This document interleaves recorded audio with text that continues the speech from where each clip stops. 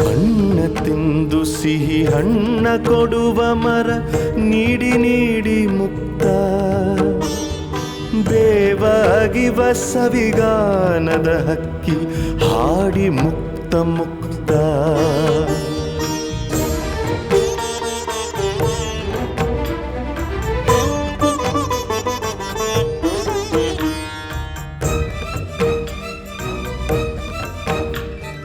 ಹಸಿರ ತೋಳಿನಲ್ಲಿ ಬೆಂಕಿಯ ಕೂಸ ಪೊರೆವುದು ತಾಯಿಯ ಹೃದಯ ಮರೆಯುವುದುಂಟೆ ಮರೆಯಲಿ ನಿಂತೆ ಕಾಯುವ ಕರುಣಾಮಯಿಯ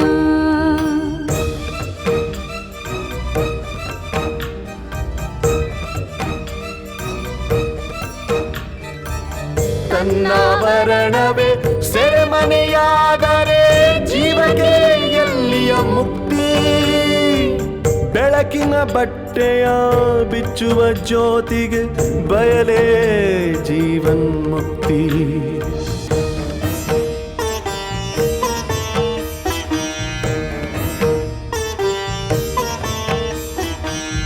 ഇരുಳ ವಿರುದ್ಧ ಬೆಳಕಿನ ಯುದ್ಧ ಕೊನೆಯಿಲ್ಲದ ಕಾದಾಟ ತಡೆಯೇ ಇಲ್ಲದೆ ನಡೆಯಲೇಬೇಕು ಸೋಲಿಲ್ಲದ ಹೋರಾಟ ഇരുಳ ವಿರುದ್ಧ ಬೆಳಕಿನ ಯುದ್ಧ ಕೊನೆಯಿಲ್ಲದ ಕಾದಾಟ ತಡೆಯೇ ಇಲ್ಲದೆ ನಡೆಯಲೇಬೇಕು ಸೋಲಿಲ್ಲದ ಹೋರಾಟ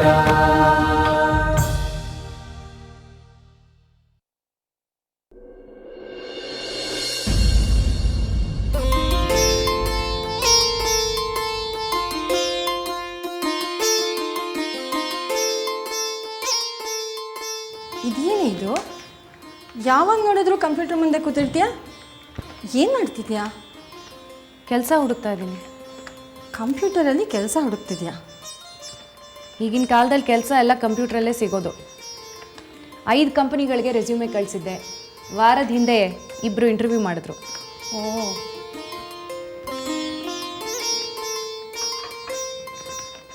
ಅಲ್ವೇ ವಾರದ ಹಿಂದೆ ಇಂಟರ್ವ್ಯೂಗೆ ಯಾವಾಗ ಹೋಗಿದ್ದೆ? ಇವತ್ತಷ್ಟೇ ಬೆಳಗ್ಗೆ ಆಚೆ ಹೋಗಿದ್ದೆ. ಹೋಗಿರಲಿಲ್ಲ, ಫೋನಲ್ಲಿ ಇಂಟರ್ವ್ಯೂ ಮಾಡಿದ್ರು. ಫೋನಲ್ಲಿ ಇಂಟರ್ವ್ಯೂ ಮಾಡ್ತಾರಾ? ಈ ಕಾಲದಲ್ಲಿ ಹಾಗೆ ಮೊದಲನೇ ಇಂಟರ್ವ್ಯೂ ಫೋನಲ್ಲೇ ಮಾಡೋದು. ಕೆಲಸ ಮಾಡಲೇಬೇಕು ಅನ್ನೋ ಸ್ಥಿತಿ ಏನೀಗ? ಅಪ್ಪ ನಾಡಿದ್ದು ರಿಟೈರ್ ಆಗ್ತಾ ಇದ್ದಾರೆ. ಅಪ್ಪ ದುಡ್ಡು ಕೂಡಿಟ್ಟಿಲ್ಲ. ಬರೋ ಪೆನ್ಷನ್ನಲ್ಲಿ ಈ ಊರಲ್ಲಿ ಜೀವನ ನಡ್ಸೋಕ್ಕಾಗಲ್ಲ. ಅದನ್ನೇ ಯೋಚನೆ ಮಾಡ್ತಾ ಕೂತಿದ್ರು ಮೊನ್ನೆ ಅಪ್ಪ. ಪ್ರಜ್ಞಾಗತಿ ಹೀಗಾಯ್ತಲ್ಲ, ನಾನು ಯಾವ ದಾರಿನೂ ಮಾಡಲಿಲ್ವಲ್ಲ ಪ್ರಜ್ಞಾಗೆ ಅಂತ. ನಂದೇ ಚಿಂತೆ ಆಗಿದೆ ಅಪ್ಪಂಗೆ. ಅದಕ್ಕೆ ನಾನೇ ಒಂದು ದಾರಿ ನೋಡ್ಕೋಬೇಕಲ್ವಾ? ಎಲ್ಲ ನಮ್ಮ ಕರ್ಮ. ರಿಟೈರ್ ಆದಮೇಲೆ ಹಳ್ಳಿಗೆ ವಾಪಸ್ ಹೋಗೋಣ, ಜಮೀನು ಕೊಡಬೇಡಿ ಅಂತ ಹೇಳಿದೆ. ಕೇಳಲೇ ಇಲ್ಲ. ಎಲ್ಲ ನಿಮ್ಮ ಚಿಕ್ಕಪ್ಪನಿಗೆ ಬರ್ಕೊಟ್ರು.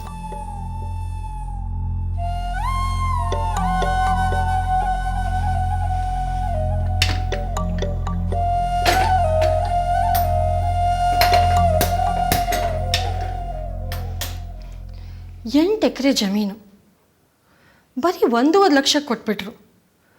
ಅದು ನೀನು ಆ ರೌಡಿ ಜೊತೆ ಓಡೋದಿ ಅನ್ನೋ ಕೋಪದಲ್ಲಿ.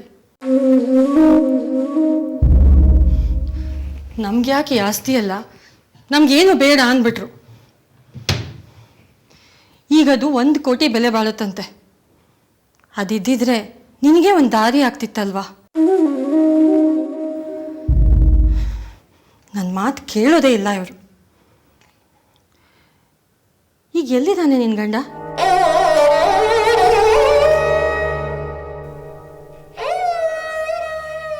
ಅಲ್ಲೇ ಪಾಟ್ನಾದಲ್ಲೇ ಇರಬೇಕು.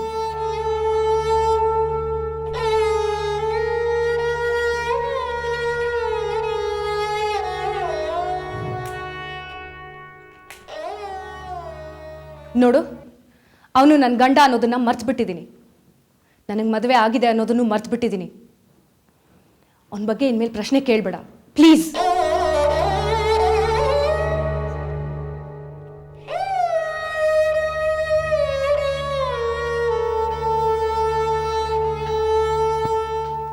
ಯಾಕೆ ಪ್ರಜ್ಞಾ ಅಳ್ತಾ ಇದೆಯಾ? ಇಲ್ಲ, ಪಶ್ಚಾತ್ತಾಪ ಪಡ್ತಾ ಇದ್ದೀನಿ. ಅವತ್ತು ಸೆಲ್ಫ್ ಸರ್ವಿಸ್ ಹೋಟೆಲ್ನಲ್ಲಿ ಮೊದಲನೇ ಸಲ ನನ್ನ ಗಂಡ ರಾಜುನ ಮೀಟ್ ಮಾಡಿದ್ದು. ನೀನು ಮನೇಲಿ ತಿಂಡಿ ಮಾಡಿರಲಿಲ್ಲ, ಅದಕ್ಕೆ ಅಲ್ಲಿಗೆ ಹೋಗಿದ್ದೆ. ಅವನೇ ಕ್ಯೂನಲ್ಲಿ ನಿಂತ್ಕೊಂಡು ನನಗೆ ತಿಂಡಿ ತಂದುಕೊಟ್ಟ. ನಗ್ನಗ್ತಾ ಮಾತಾಡಿಸ್ದ. ಇಷ್ಟ ಆಗ್ಬಿಟ್ಟ. ನಂಬಿಬಿಟ್ಟೆ. ನೀವೆಲ್ಲ ಬೇಡ ಅಂದ್ರು ಓಡ್ ಹೋಗಿ ಅವನ ಮದುವೆ ಆದೆ.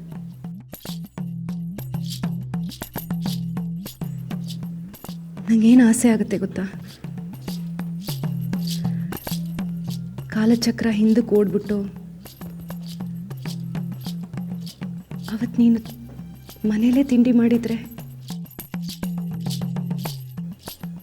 ನಾನು ಹೋಟ್ಲಿಗೆ ಹೋಗ್ತಾ ಇರಲಿಲ್ಲ, ರಾಜುನ ಮೀಟ್ ಮಾಡ್ತಾ ಇರಲಿಲ್ಲ, ಓಡ್ ಹೋಗಿ ಮದುವೆ ಆಗ್ತಾ ಇರಲಿಲ್ಲ,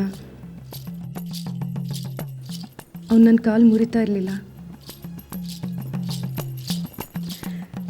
ನಾನು ನಿಮಗೆಲ್ಲ ಹೊರೆ ಆಗ್ತಾ ಇರಲಿಲ್ಲ.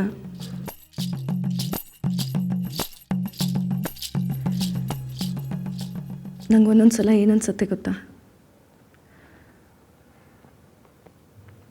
ಅವತ್ತು ನೀನು ತಿಂಡಿ ಮಾಡ್ದ ಹಾಗೆ, ನಾನು ಹೋಟೆಲ್ಗೆ ಹೋಗ್ತಾ ಇದ್ದ ಹಾಗೆ, ರಾಜುನ ಮೀಟ್ ಮಾಡದೇ ಇದ್ದ ಹಾಗೆ, ಓಡ್ ಹೋಗಿ ಮದುವೆ ಆಗದೆ ಇದ್ದ ಹಾಗೆ,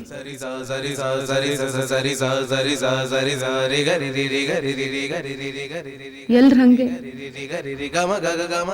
ಕಾಲ್ ಕುಂಟಿಲ್ದೆ ಓಡಾಡ್ತಾ ಇರೋ ಹಾಗೆ,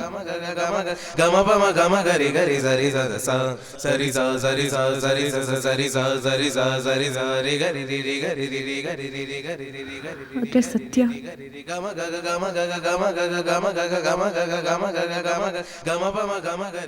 ಬರೆಯೋಕ್ಕಾಗೋದಿಲ್ಲ.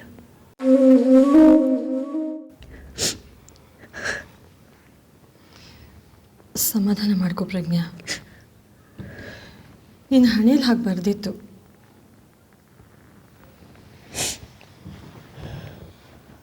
ಅವತ್ತಪ್ಪ ಹೇಳಿದ್ರು,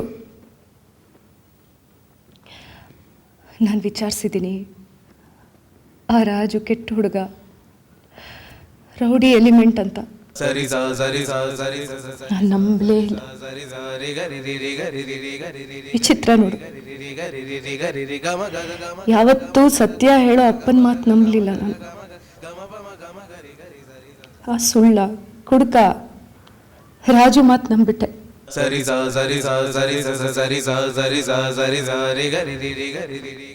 ಎಷ್ಟು ಅವಮಾನ ಆಗಿರ್ಬೇಕು. ಜಡ್ಜ್ ಅಂತ ದೊಡ್ಡ ಹೆಸರು ಮಾಡಿದವರು, ಹೈಕೋರ್ಟ್ ಜಡ್ಜ್ ಆಗೋವರೆಗೂ ಹೋಗಿತ್ತು ಅವ್ರ ಹೆಸರು.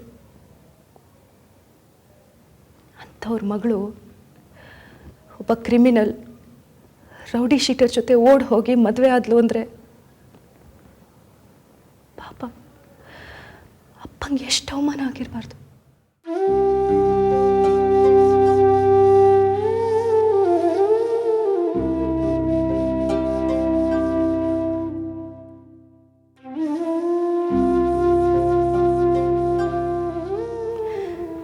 ಅಷ್ಟಕ್ಕೂ ಸುಖಪಟ್ನ ದಿನ ಹಿಂಸೆ, ದಿನ ಹೊಡೆತ, ಸೂಕ್ಷ್ಮ ಮನಸ್ಸಿನವ್ರಿಗೆ ಹೊಡೆತದಷ್ಟು ಅವಮಾನ ಬೇರೆ ಯಾವುದಿದೆ ಹೇಳು?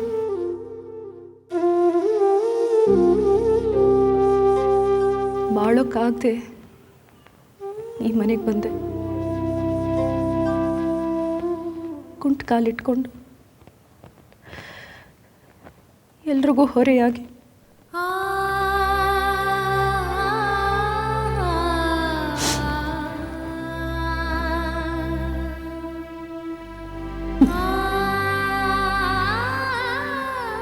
ಅನ್ನಿಸಿದ ಆಸೆಗಳ ಹಿಂದೆ ವಿವೇಚನೆ ಇಲ್ಲದೆ ಹೊರಟುಬಿಟ್ರೆ ವಿನಾಶ ನಿಶ್ಚಿತ ಅಂತ ನಂಗೆ ಅರ್ಥ ಆಗಲೇ ಇಲ್ಲ. ಗಮ ಗಗ ಗಮ ಗಗ ಗಮ ಗಗ ಗಮ ಗಗ ಗಮ ಗಗ ಗಮ ಗಗ ಗಮ ಗಮ ಪಮ ಗಮ ಗರಿ ಗರಿ ಗರಿ ಗರಿ ಸ.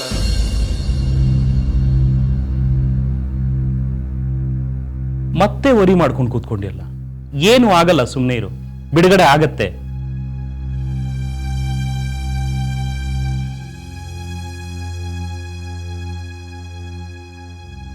ಅಷ್ಟೊಂದು ವರಿ ಮಾಡ್ಕೋಬೇಡ್ವೋ. ಏನು ಎವಿಡೆನ್ಸ್ ಸಿಗಲ್ಲ, ಬಿಡುಗಡೆ ಗ್ಯಾರಂಟಿ ಅಂತ ಲಾಯರ್ ಹೇಳಿದ್ರಲ್ಲ.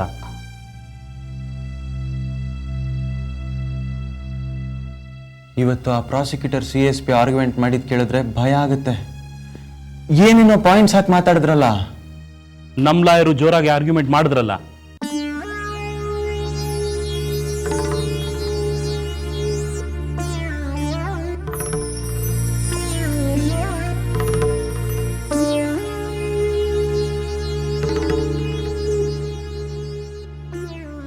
ರಾಮನಾರಾಯಣ್ ಬರ್ಲಿ, ಮಾತಾಡೋಣ. ಅವ್ರ ಫೋನಿಗೆ ಟ್ರೈ ಮಾಡು.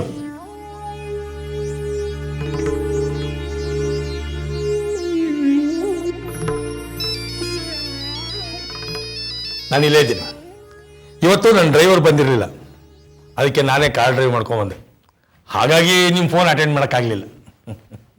Small drink? ಹಾಂ, ಓಕೆ.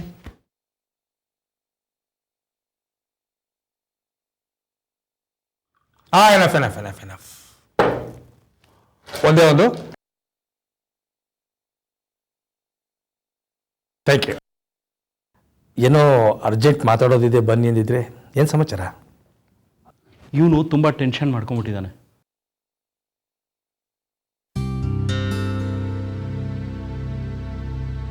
ಟೆನ್ಷನ್ ಯಾಕೆ? ಆ CSP ಇವತ್ತು ಆರ್ಗ್ಯುಮೆಂಟ್ ಮಾಡ್ತಿದ್ರಲ್ಲ, ಆಯಪ್ಪ ಏನೇನೋ ಪಾಯಿಂಟ್ಸ್ಗಳು ಹಾಕ್ತಿದ್ದ, ಪದ್ಯಗಳು ಹೇಳ್ತಿದ್ದ. ಆ ಜಡ್ಜು ಅವ್ರು ಹೇಳಿದ್ದಕ್ಕೆಲ್ಲ ತಲೆ ಆಡಿಸ್ತಾ ಇದ್ರು. ಅದನ್ನು ಕೇಳ್ಕೊಂಡು ಇವನು ಹೆದರ್ಕೊಂಡ್ಬಿಟ್ಟಿದ್ದಾನೆ.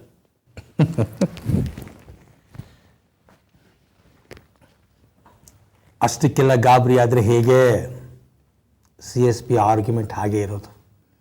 ಅವ್ರ ಆರ್ಗ್ಯುಮೆಂಟಲ್ಲಿ ಪದ್ಯಗಳಿರುತ್ತೆ, ಕವನಗಳಿರುತ್ತೆ, ನಾಟಕಗಳಿರುತ್ತೆ, ಸ್ವಲ್ಪ ಡ್ರಾಮಾ ಜಾಸ್ತಿ ಅಷ್ಟೇ.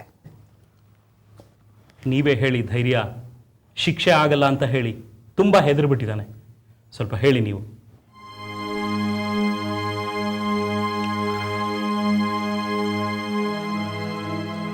ಮಿಸ್ಟರ್ ರಂಜನ್ಲಾಲ್, ಒಂದು ಸತ್ಯ ಹೇಳ್ತೇನೆ. ಶಿಕ್ಷೆ ಆಗೋ ಚಾನ್ಸಸ್ ಕಡಿಮೆ ಅಂತ ಹೇಳ್ಬೋದೇ ಹೊರತಾಗಿ ಶಿಕ್ಷೆ ಆಗೋದೇ ಇಲ್ಲ ಅಂತ ಗ್ಯಾರಂಟಿಯಾಗಿ ಹೇಳೋಕ್ಕಾಗಲ್ಲ. ಅಂದರೆ 80% ಶಿಕ್ಷೆ ಆಗಲ್ಲ, 20% ಹೇಳಲಿಕ್ಕೆ ಬರಲ್ಲ. ಆದರೆ ಈ ಜಡ್ಜು ಕುಮಾರ್ ದೇಶಪಾಂಡೆ ಆರೋಪಿಗಳಿಗೆ ಶಿಕ್ಷೆ ಕೊಡೋದ್ರಲ್ಲಿ ನಂಬರ್ 1. ಒಂದು ಸಣ್ಣ ಕ್ಲೂ ಸಿಕ್ಕಿದ್ರು ಸಾಕು, ಖಂಡಿತ ಬಿಡಲ್ಲ. ಆದರೆ ಅವ್ರಿಗೆ ಪ್ರೂಫ್ ಏನು ಸಿಕ್ಕಿಲ್ವಲ್ಲ. 10 ಜನ ಐ ವಿಟ್ನೆಸ್ಗಳ ಪೈಕಿ ಒಬ್ಬರು ಕೂಡ ಆಕ್ಸಿಡೆಂಟ್ ಮಾಡಿರೋದನ್ನು ನೋಡಿದೀವಿ ಅಂತ ಹೇಳೇ ಇಲ್ಲ. ಹೇಳಿಬಿಟ್ಟಾನಂತ ಈ ಡಾಕ್ಟರ್ನ ಕೂಡ ನಾವು ಅಮೆರಿಕ ಕಳಿಸ್ಕೊಟ್ಟಿದ್ದೀವಿ.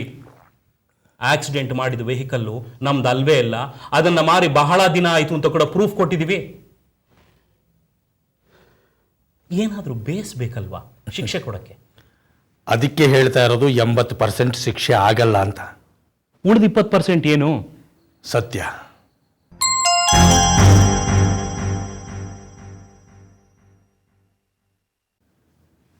ಸತ್ಯ ಏನು ಅಂತ ನನಗೂ ಗೊತ್ತು, ನಿಮಗೂ ಗೊತ್ತು, ಆ ಜಡ್ಜ್ಗೂ ಗೊತ್ತು. ಆ ಮುಗ್ಧ ಮಕ್ಕಳ ಸಾವಿಗೆ ನಿಮ್ಮ ಮಗನೇ ಕಾರಣ ಅಂತ. ಇಲ್ಲಿ ಇಲ್ಲದೆ ಇರೋದು ಅಂದರೆ ಪ್ರೂಫ್ ಒಂದೇ. ಆ ಜಡ್ಜು ಮಹಾಪ್ರಚಂಡ. ಹೇಗಾದರೂ ಮಾಡಿ ಪ್ರೂಫ್ ಹುಡುಕ್ತಾರೆ. ನಮಗೆ ಗೊತ್ತೇ ಆಗಲ್ಲ ಇಂಥ ಜಾಗದಲ್ಲಿ ಪ್ರೂಫ್ ಇತ್ತು ಅಂತ. ಅದು ಅಲ್ಲದೆ ಸತ್ತಿರೋದು ಮುಗ್ಧ ಮಕ್ಕಳು. ಇದೆಲ್ಲರ ಜೊತೆಗೆ ಕೋರ್ಟ್ಗಳು ಇತ್ತೀಚೆಗೆ ತುಂಬ ಸ್ಟ್ರಿಕ್ಟ್ ಆಗ್ತಾ ಇದೆ. ಹಾಗಾದ್ರೆ ಶಿಕ್ಷೆ ಆಗುತ್ತೆ ಅಂತೀರಾ? ಶಿಕ್ಷೆ ಆಗುತ್ತೆ ಅಂತ ಹೇಳ್ತಿಲ್ಲ, ಆದರೂ ಆಗಬಹುದು ಅಂತ ಅಷ್ಟೇ.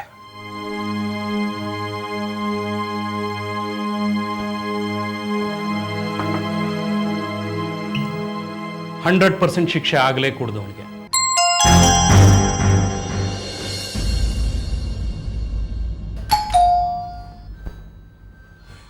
ಪ್ರಕಾಶ, ಯಾರು ನೋಡು?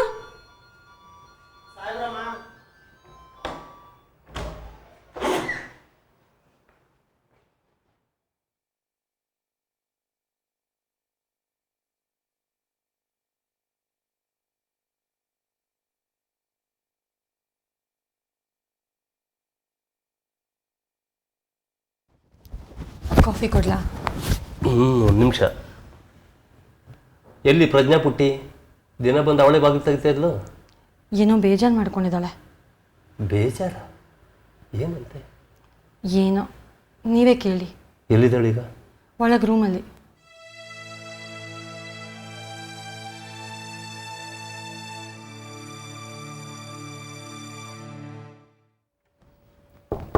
ಪ್ರಜ್ಞಾ ಪುಟ್ಟಿ, ಪುಟ್ಟಿ ಬಾಗಿಲು ತೆಗೆಯಮ್ಮ.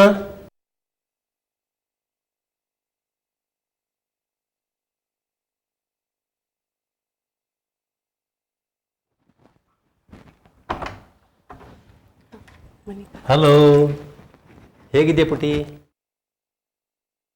ಯಾಕಮ್ಮ ನಾನು ಅಪ್ಸೆಟ್ ಆಗಿದೆಯಂತೆ? ಹಳೇದೆಲ್ಲ ನೆನಪಿಗೆ ಬಂತು ಅಷ್ಟೇಪ್ಪ.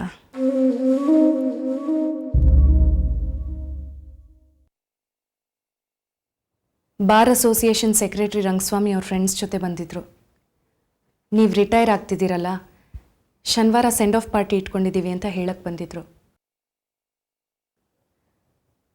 ನಿಮ್ಮ ಬಗ್ಗೆ ತುಂಬ ಒಳ್ಳೆ ಮಾತುಗಳನ್ನು ಆಡಿದ್ರು. ನಿಮ್ಮಷ್ಟು ಪ್ರಾಮಾಣಿಕತೆ, ಧೈರ್ಯ, ಜ್ಞಾನ ಇರೋ ಜಡ್ಜ್ಗಳು ಈ ನಡುವೆ ಕಡಿಮೆ ಅಂತಂದರು. ಅದನ್ನು ಕೇಳಿ ಮನಸ್ಸಿಗೆ ಒಂಥರ ಆಯಿತು. ನಿಮ್ಮ ಹೆಸರು ಹೈಕೋರ್ಟ್ ಜಡ್ಜ್ ಆಗೋದಕ್ಕೆ ಶಾರ್ಟ್ ಲಿಸ್ಟ್ ಆಗಿತ್ತಂತೆ. ಅದೇ ಟೈಮಲ್ಲಿ ನಾನು ಕ್ರಿಮಿನಲ್ ರಾಜು ಜೊತೆ ಓಡ್ ಹೋಗಿ ಮದುವೆ ಆದೆ.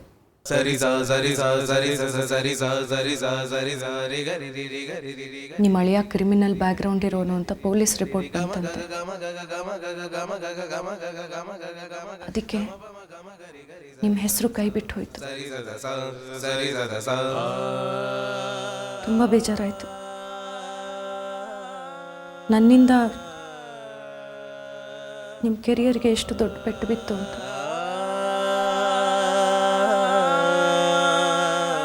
ನೀವು 1000 ಸಲ ಹೇಳಿದ್ರಿ ನನಗೆ, ಬೇಡ, ಅವನು ಕ್ರಿಮಿನಲ್ ಬ್ಯಾಕ್ಗ್ರೌಂಡ್ ಇರೋನು, ಕುಡುಕ ಅಂತ. ನಿಮ್ಮ ಮಾತನ್ನು ನಂಬಲಿಲ್ಲ ನಾನು. ಅವನ ಮಾತನ್ನು ನಂಬಿದೆ. ನೀವು ಬೇಡ ಅಂದ್ರು ಓಡ್ ಹೋಗ ಅವನ ಮದುವೆ.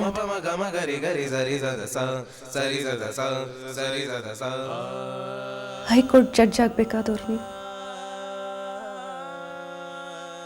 ಮಗಳಿಂದ ನಿಮ್ಗೆ ಎಷ್ಟು ಅವಮಾನ ಆಗಿರಬೇಡ. ಅದನ್ನ ನೆನೆಸ್ಕೊಂಡು ಸಂಕಟ ಆಗ್ತಾಯಿತ್ತು. ನನಗೆ ಇದುವರೆಗೂ ಜೀವನದಲ್ಲಿ ಎಷ್ಟು ಸಿಕ್ಕಿದೆಯೋ ಅಷ್ಟು ತೃಪ್ತಿ ತಂದುಕೊಡಿದೆ ಪುಟಿ. ನಿನ್ನಿಂದ ನನಗೇನು ತೊಂದರೆ ಆಗಿಲ್ಲ. ನನಗೆ ಹೈಕೋರ್ಟ್ ಜಡ್ಜ್ ಆಗಲಿಲ್ಲ ಅಂತ ಬೇಸರನೂ ಇಲ್ಲ. ನೀನ್ಯಾಕೆ ಬೇಸರ ಮಾಡ್ಕೊಳ್ತೀಯ? ಹಾಂ, ಅವತ್ತು ನಿನಗೆ ಗೊತ್ತಿತ್ತ ನೀನು ಕ್ರಿಮಿನಲ್ನ ಮದುವೆ ಆಗ್ತಿದೀಯಾ, ಅದರಿಂದ ನನ್ನ ಜಡ್ಜ್ ಹುದ್ದೆಗೆ ಹೋಗುತ್ತೆ ಅಂತ? ಏನೋ ಇನ್ನೋಸೆಂಟಾಗಿ ಡಿಸಿಷನ್ ತಗೊಂಡ್ಬಿಟ್ಟೆ. ಮರೆತು ಬಿಡು. ನಿನ್ನ ಜೀವನದಲ್ಲಿ ಇಂಥವೆಲ್ಲ ಆಗೇ ಇಲ್ಲ ಅಂತ ತಿಳ್ಕೊ. ನೋಡು, ಈ ಸೆಲ್ಫ್ ಪ್ರೀತಿ, ಪಾಪ ಪ್ರಜ್ಞೆ ಇವೆಲ್ಲವೂ ತಳವಿಲ್ಲದ ಪಾತಾಳದ ಥರ. ಒಂದು ಸಾರಿ ಒಳಗೆ ಬಿದ್ದರೆ ಮೇಲೆ ಬರೋದು ಬಹಳ ಕಷ್ಟ. ಅದನ್ನೇ ಯಾಕೆ ಯೋಚನೆ ಮಾಡ್ಕೊಂಡು ನೀನು ಸಂಕಟ ಪಡ್ತೀಯ? ನೋಡು, ನಾವು ಭವಿಷ್ಯತ್ ಕಾಲವನ್ನು ಬದಲಾಯಿಸ್ಕೋಬೋದು. ಅದು ನಮ್ಮ ಕೈಲಿರುತ್ತೆ. ಅದ್ರ ಭೂತಕಾಲ ಮುಗಿದು ಹೋಗಿರೋದು, ಜಾರಿಗೆ ಹೋಗಿರೋದು, ಏನೂ ಮಾಡೋಕ್ಕಾಗಲ್ಲ. ಹಳೆದನ್ನೆಲ್ಲ ನೆನೆಸ್ಕೊಂಡು ಸುಮ್ಮನೆ ಕೊರಗಬೇಡ. ನನ್ನ ಗಂಡ ಮುರಿದು ಈ ಕಾಲನ್ನ ನೋಡಿದಾಗೆಲ್ಲ ಹಳೇದು ನೆನಪಿಗೆ ಬರುತ್ತೆ ಅಲ್ವಪ್ಪ.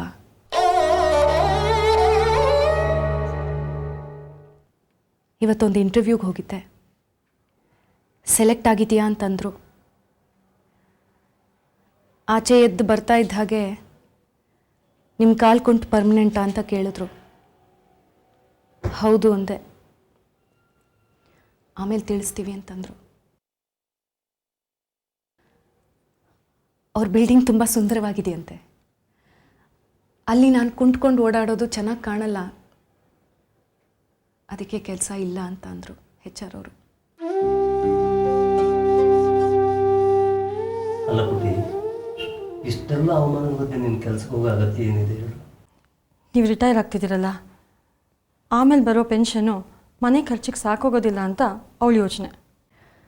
ಮನೆ ಖರ್ಚಿಗೆ ದುಡ್ಡು ಸಾಕಾಗದೇ ಇದ್ದಾಗ ನಾನು ಎಕ್ಸ್ಟ್ರಾ ಹೊರೆ ಆಗ್ಬಿಟ್ಟಿದ್ದೀನಿ ಅನ್ಸುತ್ತೆ.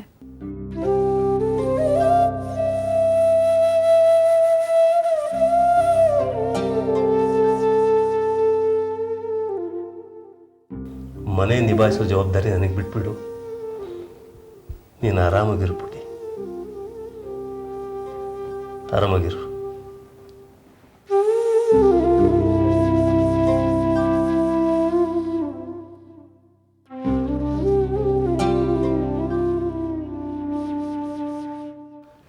ತುಂಬ ಮನಸ್ಸಿಗೆ ಹಚ್ಕೊಂಡ್ಬಿಟ್ಟಿದ್ದಾಳೆ.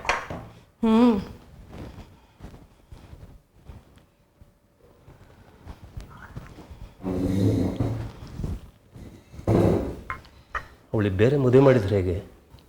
ಕುಂಟು ಹುಡುಗಿನ ಯಾರು ಮದುವೆ ಆಗ್ತಾರೆ? ಮುಂದಕ್ಕೆ ಅವ್ರ ಜೀವನ ಹೇಗೆ?